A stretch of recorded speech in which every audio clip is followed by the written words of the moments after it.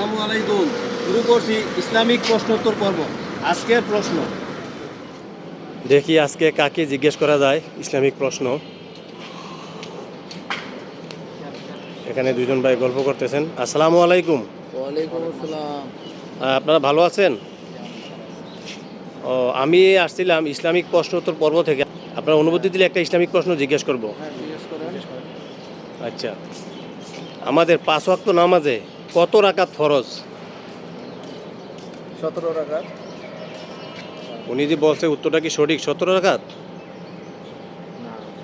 না, এমনি 5 ওয়াক্ত নামাজে কি 17 রাকাত পড়েন ফরজ? এখানে জুমার দিন তো আরো দুই রাকাত কম হয় 5 ওয়াক্ত নামাজে। মানে 5 ওয়াক্ত নামাজে 17 রাকাত ফরজ, কিন্তু আমরা কি 17 রাকাত ফরজ। সপ্তাহে 7 দিনই 17 রাকাত পড়ি? না, সপ্তাহে 17 রাকাত পড়ি না, কিন্তু এখানে জুমার দিন 2 রাকাত কম পড়া হয়। তাহলে কত রাকাত হয়? জুমার দিনে শুক্রবারে কয় রাকাত হয়? জুমার দিন করলে ওই দিন 15 রাকাত হয়। 15 রাকাত হয়।